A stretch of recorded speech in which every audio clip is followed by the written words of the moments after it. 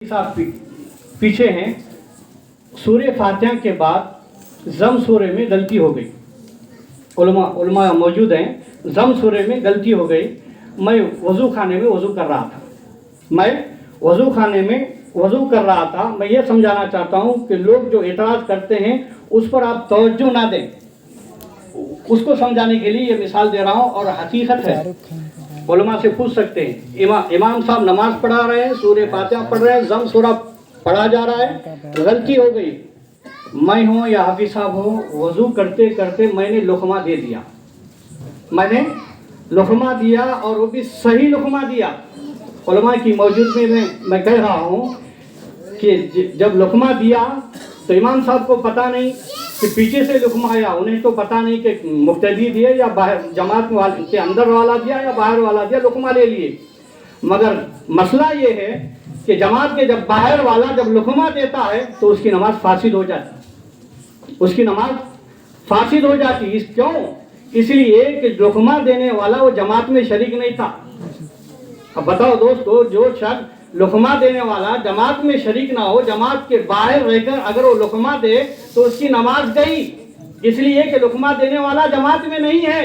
तो पता चला, मालूम ये हुआ, जब नमाज की हालत में कुरान अगर गलत पढ़ा जाए, सही लुक़मा अगर जमात के बाहर रहकर देता है तो उसकी नमाज नहीं होती।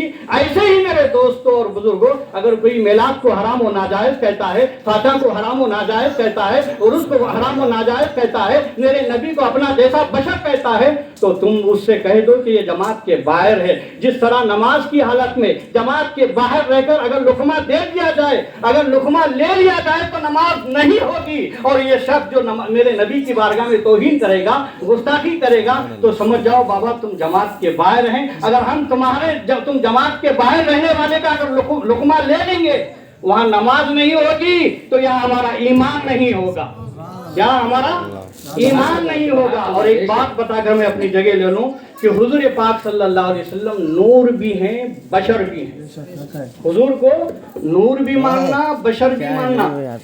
नूर माना, बशर नहीं माना तो भी गया।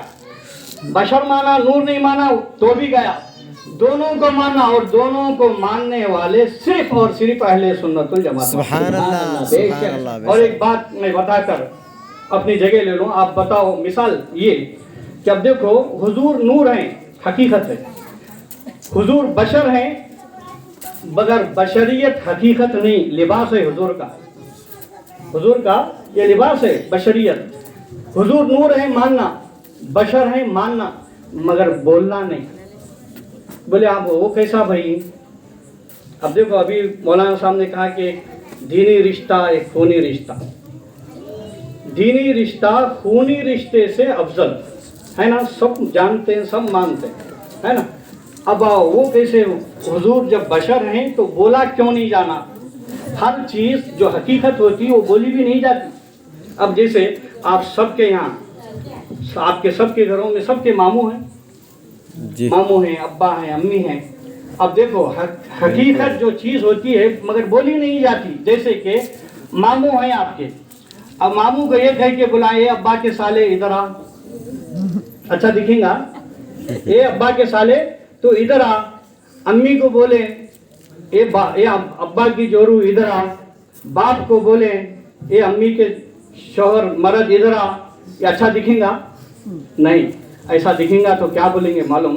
सारे खानदान वाले अगर किसी मामू को ये बाप के साले बोल के बुलाएगा, माँ को ये अब्बा के जोरू बोल के बुलाएगा, तो वो शख्स दुनिया के, ये खूनी रिश्ते की बात कर रहा हूँ, जब खूनी रिश्ते में जब इंसान जब बेअदब होता है तो उसको गुस्ताख कह के लोग मारते ही नहीं बल्कि जूते बरसाते हैं और कहते हैं ये पागल हो गया है।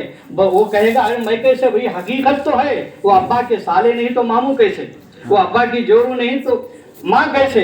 हकीकत है बाबा, मगर अदब का मुकाम है, हकीकत भी बोली नहीं जाती। तो मैं को जो खूनी रिश्ते में जहाँ बेअदबी की जाए वहाँ उसे घर से बाहर निकाल कर पागलखाने में भर्ती किया जाता है।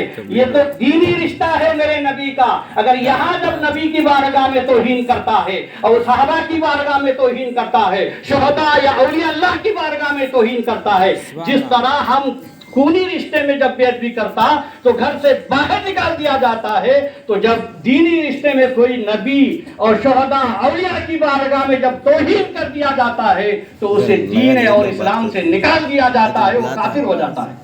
वाखिर दावाना अनिल हम्दुलिल्लाहि रब्बिल आलमीन।